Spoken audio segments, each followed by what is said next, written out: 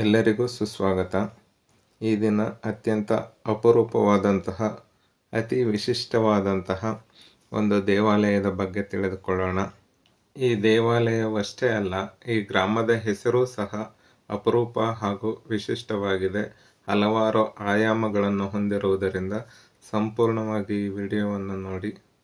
ಈ ದೇವಾಲಯವೇ ಪರಶುರಾಮೇಶ್ವರ ದೇವಾಲಯ. Archaeological survey of ಇಂಡಿಯಾದವರ ಸುಪರ್ದಿಯಲ್ಲಿರುವಂತಹ ಈ ದೇವಾಲಯವು ಗುಡಿಮಲ್ಲಂ ಎಂಬಂತಹ ಒಂದು ಪುಟ್ಟ ಗ್ರಾಮದಲ್ಲಿದೆ. ಗುಡಿಮಲ್ಲಂ ತಿರುಪತಿಯಿಂದ ಕೇವಲ 24ರಿಂದ 26 ಕಿಲೋಮೀಟರ್ ದೂರದಲ್ಲಿದೆ. ರೇಣಿಗುಂಟದಿಂದ ಕೇವಲ 13 ಕಿಲೋಮೀಟರ್ ದೂರದಲ್ಲಿದೆ. ಸಾಧಾರಣವಾಗಿ ತಿರುಪತಿಗೆ ಭೇಟಿ ನೀಡಿದಂತಹ ಭಕ್ತರು ತಿರುಪತಿಯಲ್ಲಿರುವ ಆಲಯಗಳನ್ನೆಲ್ಲ ದರ್ಶಿಸಿ ಕೆಲವರು ಕಂಚಿಗೂ ಕಾಳಹಸ್ತಿಗೂ ಭೇಟಿ ನೀಡಿ ಆನಂತರ ಹಿಂದಿರುಗುತ್ತಾರೆ. ಆದರೆ ಅವುಗಳಿಗಿಂತ ಅತ್ಯಂತ ಸಮೀಪದಲ್ಲಿರುವಂತಹ ಅತ್ಯಂತ ಪ್ರಾಚೀನವಾದ ಈ ದೇವಾಲಯದ ಬಗ್ಗೆ ಹಲವಾರು ಜನರಿಗೆ ತಿಳಿದೇ ಇಲ್ಲ.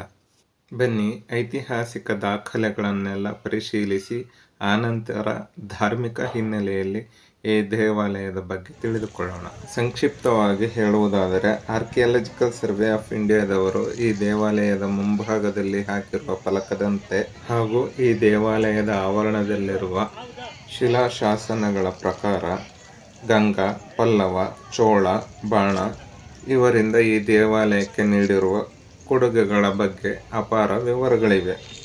ಕಂಚಿ ಪಲ್ಲವರ ಪ್ರಸಿದ್ಧ ದೊರೆಯಾದಂತಹ ನಂದಿವರ್ಮನು ಸಾಮಾನ್ಯ ಶಕ 802ರಲ್ಲಿ ಅಪಾರವಾದಂತಹ ದಾನ ದತ್ತಿಗಳನ್ನು ಈ ದೇವಾಲಯಕ್ಕಾಗಿ ನೀಡಿರುತ್ತಾನೆ. ಹಾಗೆಯೇ 829ರಲ್ಲಿ ನೃಪತುಂಗನು, 835ರಲ್ಲಿ ವಿಜಯಾದಿತ್ಯನು ಈ ದೇವಾಲಯಕ್ಕೆ ಕೊಡುಗೆಗಳನ್ನು ನೀಡಿರುತ್ತಾನೆ.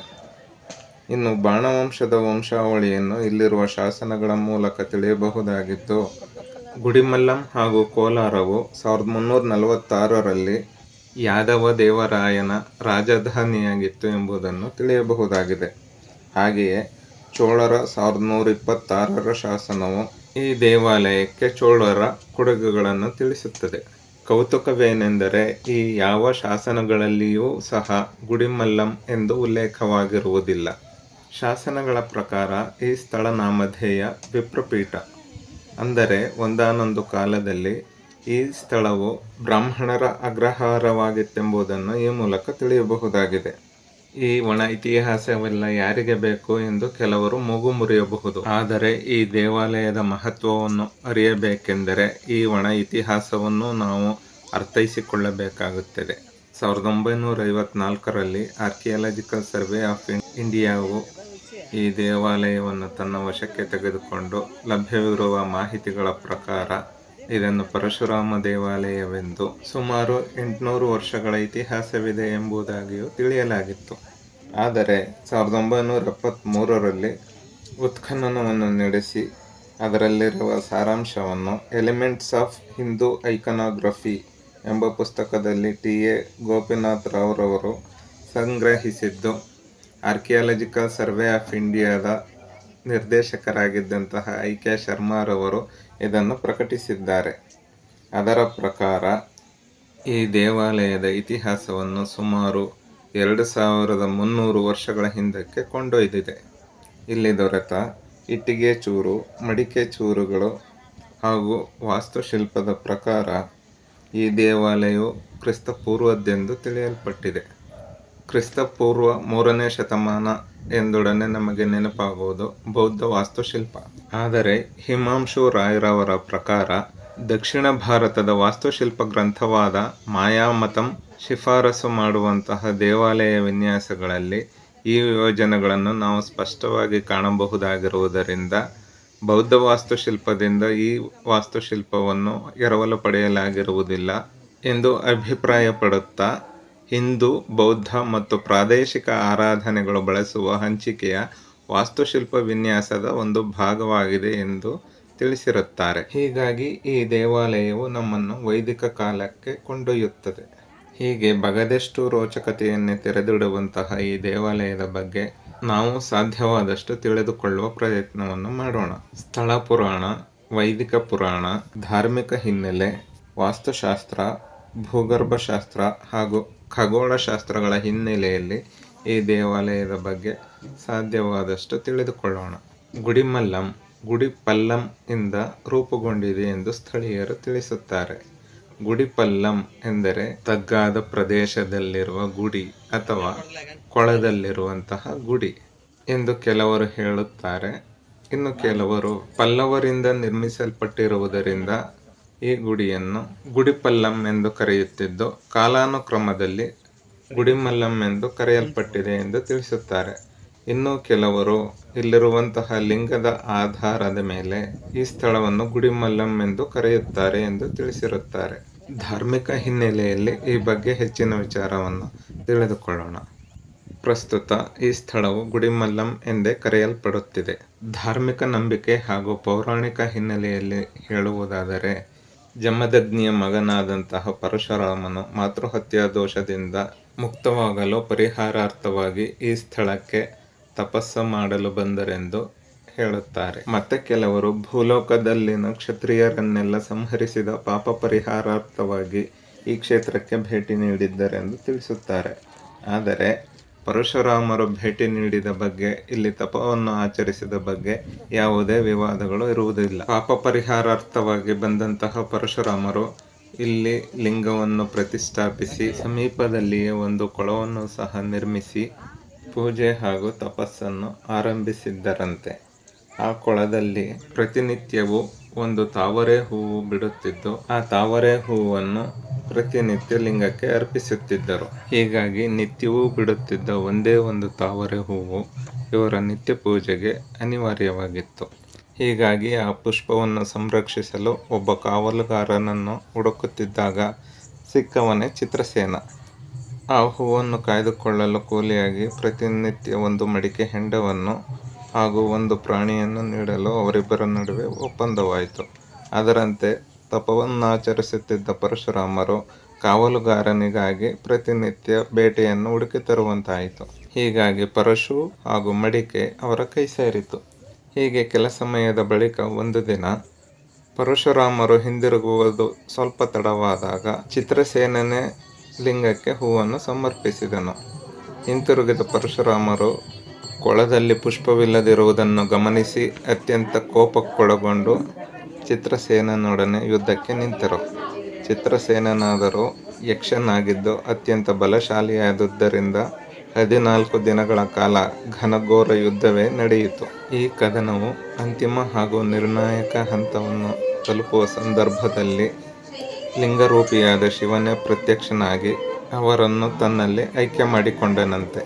ಕ್ರೋಧದಿಂದ ಯುದ್ಧ ಮಾಡುತ್ತಿರುವವರಿಗೆ ಜ್ಞಾನೋದಯವಾಗಿ ವಿಷ್ಣುರೂಪಿಯಾದ ಪರಶುರಾಮರು ಯಕ್ಷರೂಪಿಯಾಗಿ ಬ್ರಹ್ಮರು ಇರುವುದು ಅರಿವಾಯಿತಂತೆ.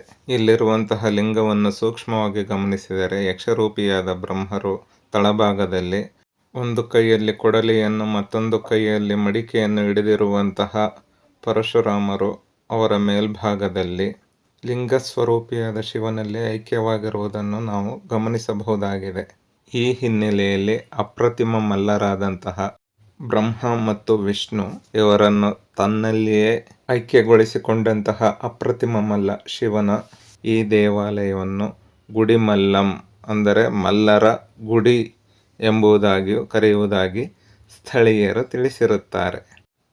ಬಹುಶಃ ಏಕರೂಪಿಯಾಗಿ ತ್ರಿಮೂರ್ತಿಗಳನ್ನು ಪೂಜಿಸುವ ಏಕೈಕ ಸ್ಥಳ ಇದೊಂದೇ ಎಂದು ಹೇಳಬಹುದಾಗಿದೆ. ಹಾಗೆಯೇ ಲಿಂಗಸ್ವರೂಪಿಯಾಗಿ ತ್ರಿಮೂರ್ತಿಯನ್ನು ಪೂಜಿಸುವ ಏಕೈಕ ಸ್ಥಳವೂ ಸಹ ಇದೊಂದೇ ಆಗಿರುವುದರಿಂದ ಇದೊಂದು ವಿಶಿಷ್ಟ ಹಾಗೂ ವಿಶೇಷ ದೇವಾಲಯವೆನಿಸಿದೆ. ಇನ್ನು ಈ ಲಿಂಗವು ರಚನೆಗೊಂಡ ಶಿಲೆಯನ್ನು ಅಧ್ಯಯನಕ್ಕೆ ಒಳಪಡಿಸಿದ ತಂಡವು ನಿಜಕ್ಕೂ ವಿಸ್ಮಯಕ್ಕೊಳಗಾಗಿರುತ್ತಾರೆ. ಭೂಮಿಯ ಮೇಲೆ ಇರುವಂತಹ ಯಾವುದೇ ಶಿಲೆಯಾಗಲಿ ಅಥವಾ ವಸ್ತುವಿನಿಂದಾಗಲಿ ಈ ಲಿಂಗವು ರೂಪಿತಗೊಂಡಿರುವುದಿಲ್ಲ. ಹೀಗಾಗಿ ಈ ಶಿಲೆಯು ಅನ್ಯಗ್ರಹದಿಂದ ತಂದಂತಹ ಶಿಲ್ಪವೆಂದು ಮತ್ತೆ ಕೆಲವರು ಪಾಷಾಣಲಿಂಗವೆಂದು ಕರೆಯುತ್ತಾರೆ. ವಸ್ತುಶಃ ಇದುವರೆಗೂ ಇದು ಯಾವ ವಸ್ತುವಿನಿಂದ ಮಾಡಲ್ಪಟ್ಟಿದೆ ಎಂಬುದನ್ನು ಪತ್ತೆ ಹಚ್ಚಲು ಸಾಧ್ಯವಾಗಿಲ್ಲವೆಂದು ತಿಳಿದವರು ಹೇಳುತ್ತಾರೆ. ಹಾಗೆಯೇ ಹಲವಾರು ಪರೀಕ್ಷೆಗೆ ಒಳಪಡಿಸಿದಾಗ ಈ ಲಿಂಗವು ಸುಮಾರು 5,000 ವರ್ಷಗಳ ಹಿಂದೆಯೇ ರಚಿತವಾಗಿರುವುದೆಂಬುದನ್ನು ಮನಗಂಡಿರುತ್ತಾರೆ.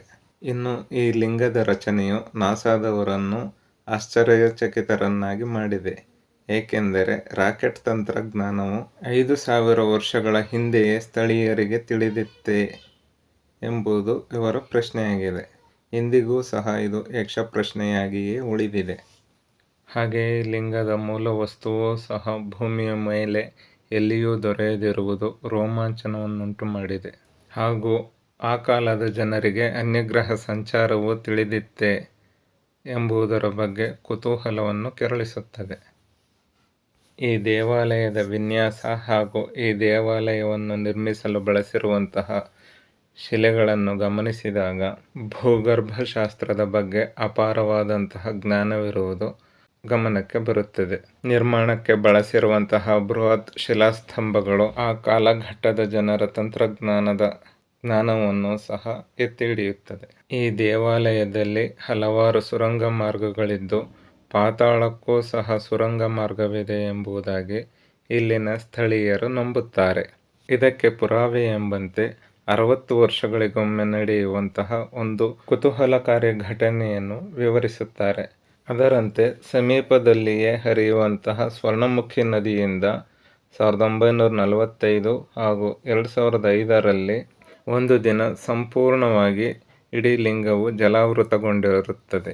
ಆನಂತರ ಮಾಯಾಜಾಲವೆಂಬಂತೆ ದೇವಾಲಯವನ್ನು ತೊಳೆದಂತೆ ಸ್ವಚ್ಛಗೊಳಿಸಿ ಸಂಪೂರ್ಣ ನೀರು ಮಾಯವಾಗಿರುತ್ತದೆ.